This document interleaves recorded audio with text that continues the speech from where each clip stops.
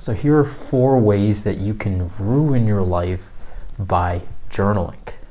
I like to look at the opposite of things, the inverse thinking, everything that could go wrong with the subject, and then do the opposite of all of that for the best results. Making it purely a container, a vessel for storing complaints. Now, there's a lot of value in expressing traumas, in working out problems that you're going through, in using it as a sort of therapist.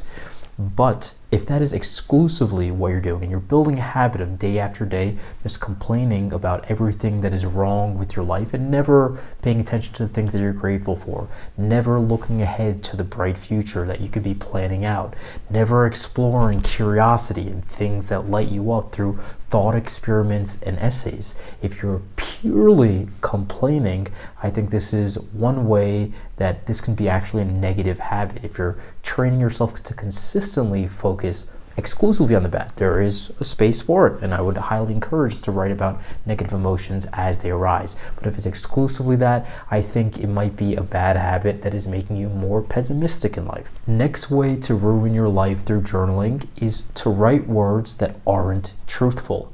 One of the things I like most about journaling is I often have a mind that floats into different worlds and isn't completely grounded in reality. But when I write, I can say, okay, hey, you're not paying attention to this. Hey, you're avoiding these things. And I can speak honestly. I could talk about my emotions, my mind frame at the moment. And when it's honest thoughts, you're able to look at it, assess it, and use it as reliable and valid data. But if you're speaking untruthfully, this is going to launch you further into the world of fantasy, and often harmful fantasy for you, because you start believing it. Your ties to the real world are completely cut, and you start nurturing a habit where if you're speaking untruthfully and speaking purely in fantasy and unaware that you're lying to yourself in a sense. This isn't fiction for the sake of creative writing, but writing about your life, but not writing about it in a truthful manner. I think this can be a very harmful thing. And the opposite, if you consistently speak with absolute truth, not thinking about other people in mind, just not even thinking about yourself and how you are perceiving it as good or bad, removing your identity, removing perception that someone from the outside world will read it, and just writing what is, looking at the emotions that are inside of you and writing them down as honestly as possible, and also exploring your beliefs and ideas in as honest a manner as possible.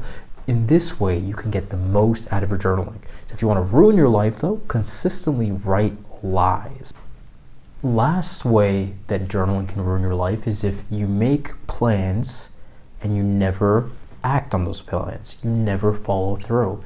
It just becomes a way of making yourself feel good by imagining the actions that you would do when you create a plan for a business or a new system of behaviors that you want to implement into your life.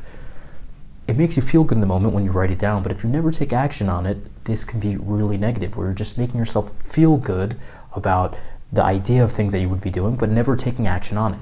Now, the reverse of that, of course, is following through on what you plan for yourself. You write out your quarterly goals. You write out, okay, hey, I'm going to habit track this. These are things that I want to do in the future, and day by day, I'm going to show up and do the inputs, the actions necessary to follow through. So those are 3 ways that you can ruin your life through journaling. I know I'm exaggerating a bit. You're not going to absolutely ruin your life, but if we do the reverse of all these things that would negatively impact your life, amazing things happen. This is one of the best, most powerful hobbies that you can get into, where you can explore your thoughts, you can plan out the future, you can write out and improve your own critical thinking. Do the reverse of these 3 things, and your life will be much deeper, more profound, more meaningful, and you'll have just a more focused perspective and view of the world.